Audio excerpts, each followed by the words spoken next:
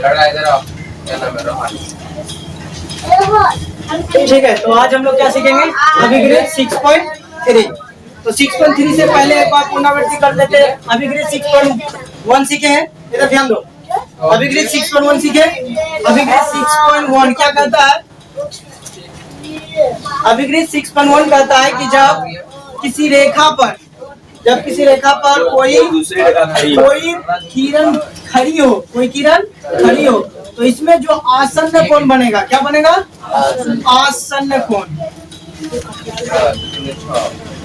आसन्न कोण बनेगा ना।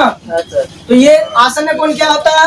जो कि एक उसका उभयनिष्ठ भुजा होता है, ठीक है ना। जैसे कि टेक दिया हुआ रहेगा, एक इधर से टेक दिया हुआ, एक इस साइड से टेक दिया हुआ, मतलब दोनों में। जैसे कि इस कोण में देख रहे हैं, ये भुजा इस कोण में भी आता है और इस कोण में भी ये भुजा आता है कि नहीं? ये भुजा, तो दोनों कोण क्या कहलाएगा? आसन्न कोण कहलाएगा।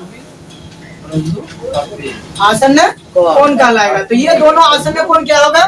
बराबर होगा। ये कथन किसका है? अभिग्रेड 6.1 का, ठीक है।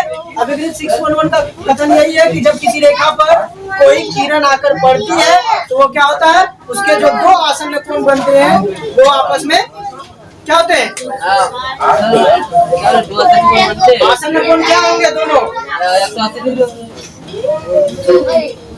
क्या होगा? बराबर होगा या फिर कुछ और? गलत, बराबर नहीं। दोनों आसन्न कोणों का योग 180 डिग्री होगा। आप लोग भूल गए, समझ में आया? ठीक है। तो ये कह रहा है कि जब किसी रेखा में कोई किरण आकर पड़ती है तो दो आसन्न कोणों का निर्माण होता है और दोनों आसन्न कोणों का योग कितना होता है? 180 डिग्री। इसको और इसको जोड़ेंगे तो कितना आएगा? 180 डिग्री। और फिर 6.2 इसका विलोम बोला जा सकता है, जस्ट उल्टा। ये क्या कह रहा है? यदि किसी भी दो आसन्न कोणों का योग, इन दोनों का अगर योग मिला करके 180 होता है, दोनों का योग 180 है, तो वो क्या होगा? अवघनिष्ठ रेखा जो भुजा होगा वो एक रेखा होगा। ये तो उभयनिष्ठ भुजा हो गया, ये क्या हो जाएगा? अवघनिष्ठ। दोनों में लेना है। यहाँ से अगर निकाल देंगे तो इसमें नहीं आ रहा है, इधर से हटा देंगे तो इसको नहीं, लेकिन ये दोनों कोण निर्माण में इसका भागीदारी है, तो वो उभयनिष्ठ भुजा हो गया। और इसका भागीदारी नहीं है तो ये क्या हो जाएगा? अवघनिष्ठ। अवघनिष्ठ भुजा, तो अवघनिष्ठ भुजा क्या होता है? एक सरल रेखा होता है या रेखा। क्लियर है? सरल रेखा भी बोल सकते हैं। हाँ, समझ में आ गया? चलिए फिर, तो अब ये दोनों चीज माइंड में होना जरूरी है। अब हम लोग आगे बढ़ेंगे।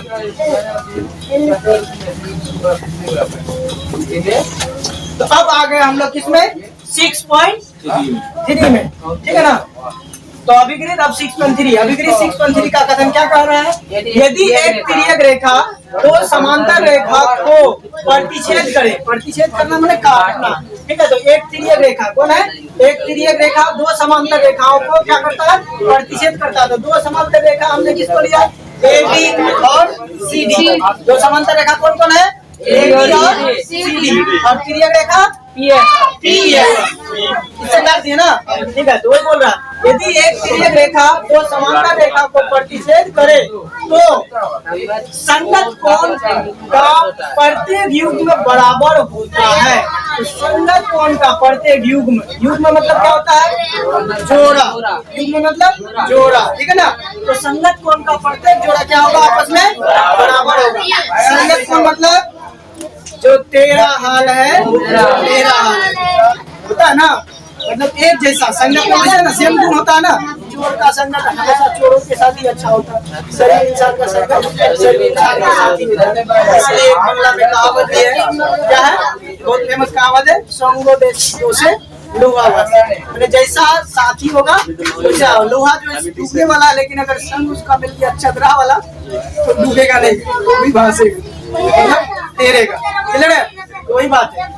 तो ये क्या बोल रहा है? संगत कोण, यानी कि जो जिसका गुण सेम हो, मिलता जुलता गुण हो, है कि नहीं। तो यही हो गया संगत कोण। तो संगत कोण में जैसे कि आप देख सकते हैं इसको, यहाँ से ये कौन बना? एंगल कौन? PQA, या फिर हम दूसरी तरफ से नाम ले सकते हैं एंगल AQP। तो ये हो गया। अब इसका संगत कोण कौन होगा? ये वाला AQC। एंगल ARCRQ बोल सकते हैं या फिर बोल सकते हैं पूरा लेंगे।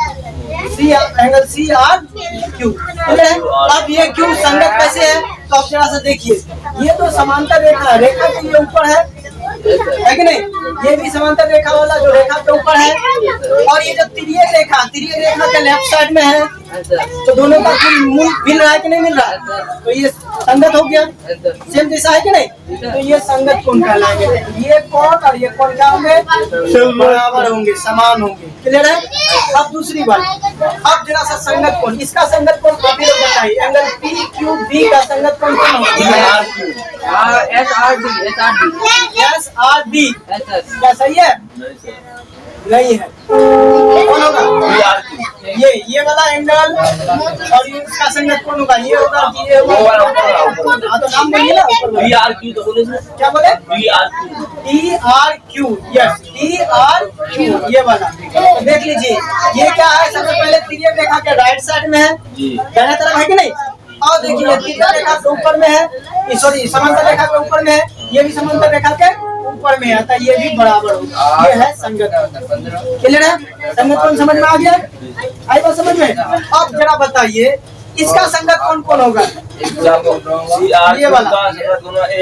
अब इसमें क्या देखते हैं कि ये समांतर रेखा के नीचे है और लेफ्ट साइड में है, तो अब जरा सा बताइए इधर कौन सा होगा संगत कोण,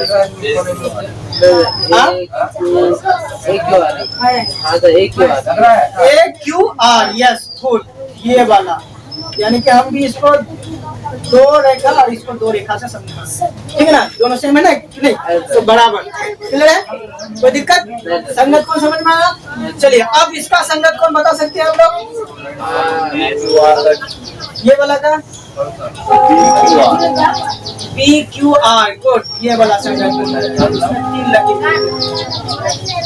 ठीक है, समझ में आ गया। संगत कौन समझ में आया, संगत कौन क्या होता है, संगत कौन क्या होता है हम ये पूछ रहे हैं। हाँ तो संगत मतलब एक ही जैसा, सेम गुण मिलने वाला, ठीक है ना, एक जैसा दिखने वाला, ये एक जैसा गुण रखने वाला, ठीक है। तो ये संगत कौन समझ में आ गया, और सिंपल सा शॉर्ट में समझने के लिए जो तेरा हाल है वो मेरा हाल है ना, वही बात है। तो ठीक है, तो एक नंबर तो संगत कोण में कौन बराबर हो जाएगा, तो हम लिख सकते हैं कौन में, समांतर रेखा पहले देख लेते हैं, समांतर रेखा कौन कौन है, यहाँ पे अगर हम लिखे हैं तो क्या हो जाएगा, समांतर रेखा ए बी, क्या दिया है, ए बी, समांतर रेखा क्या है, सी डी, ये दिया है, ठीक है ना, यही बोला है ना, ए बी समांतर रेखा सी डी है। उसके बाद तिर्यक रेखा कौन है, तिर्यक रेखा, तिर्यक रेखा कौन है, तिर्यक रेखा ये पी एस कौन है,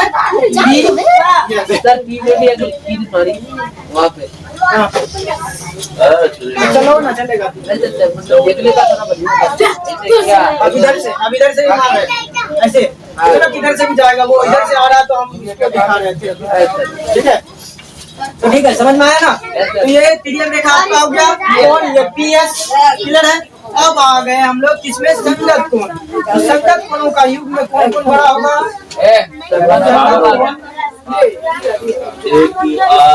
एंगल ए क्यू आर बराबर एंगल सी आर क्यू, संगत कोणों का युग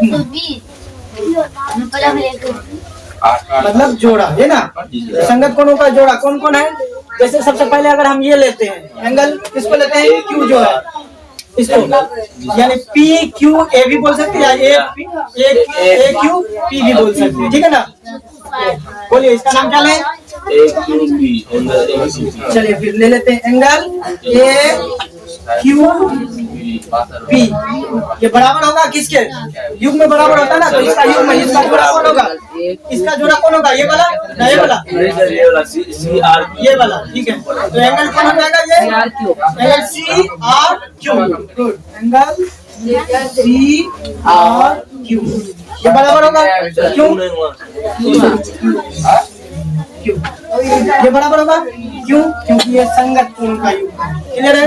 अब दूसरा नंबर, दूसरा युग में अगर हम देखें इस कोण का, तो इसमें कौन होगा, एंगल ए क्यू आर, तो लिखेंगे एंगल ए क्यू आर बराबर C R yes C R yes ठीक है ना एंगल सी आर यस ठीक है ये एक मूव हो जाएगा एक युग में ये होगा ना चलिए अब कुछ बचा इसमें हाँ जी सर। इस साइड में बचा नहीं बचा चलिए ठीक है अब इधर दे देते हैं देखते हैं ये वाला एंगल PQB क्या हो जाएगा angle PQB B Q P लिख सकते हैं या PQB ठीक है बी क्यू पी हमने बताया था कि कौन कहाँ होगा जो कौन जिस कौन को दर्शाएंगे मुड़ाव वहीं पे होना चाहिए यानी कि वो ऐसे कहाँ पे होना चाहिए मिडिल में होना चाहिए बीच में होना चाहिए जैसे क्यू एंगल को दर्शा रहे यहाँ बोला तो ये बीच में होना चाहिए बी क्यू पी या फिर पी क्यू बी बीच में ठीक है ना कोई दिक्कत चलिए तो इसका युग्म कौन हो जाएगा इसका जोड़ा कौन सा होगा DRQ इसका हो जाएगा ये वाला सेम हर वाला डी आर क्यू नहीं सर सही है। DRQ होगा क्या बोल रहे हैं? ठीक है सर फिर वो इधर क्यों इधर भी जाए इधर से चलो ठीक है अब इसको लेते हैं ये वाला एंगल 3 नंबर जो है तो नाम बोलिए उसका उसका नाम PQR angle B Q R angle B Q R बराबर एंगल बी क्यू आर हो गया अब इसका कौन होगा संगत ये वाला ना angle D R angle D R ये समझ में आ गया ये हो गया संगत युग्म ठीक है ना ये संगत कोणों का युग्म ये संगत कोणों का युग्म तो ये आपस में क्या होगा बराबर होगा संगत कोणों का युग्म क्या होगा आपस में बराबर होगा ये किसका कथन है अभिक्रिय 6.3 का 6.3 क्या कहता है वो कहता है यदि कोई तिर्यक रेखा दो समांतर रेखाओं को प्रतिच्छेद करती है तो उसके संगत कोण आपस में बराबर होता है ठीक है तो समझ में आ गया तो दो संगत कोणों को इनका जो संगत कोणों का युग्म जितना है वो आपस में बराबर होता है इतना समझ में आया कोई दिक्कत किसी को कोई डाउट अगर है तो पूछ सकते हैं ये समझ में आ गया ये संगत तो हम लोग जैसे कि आगे अगर प्रूव करेंगे कोई भी थ्योरम को प्रूव करेंगे तो इस तरह का जब भी होगा तो हम लोग वहाँ पे रीजन में दे सकते हैं जब हम संगत कोण को बराबर दिखाएंगे क्योंकि प्रूव करने के लिए इसका मान उसके जगह में उसका मान इस तरह से करते हैं कि नहीं तब प्रूव होता है तो वहाँ पे रीजन में हम लोग देंगे जब भी ये संगत कोण होगा इस तरह का होगी तो हम जब भी दिखाएंगे कि ऐसे ये एंगल बराबर ये एंगल होगा यानी कि तो हम दे देंगे यहाँ ब्रैकेट में ये संगत कोण होने की वजह से बराबर क्लियर है सलमा तो ये आगे चलते हम लोग को बड़ा ही सुविधा होगा हम लोगों के लिए प्रूफ करने के लिए थ्योरम तो इसको लिख लीजिए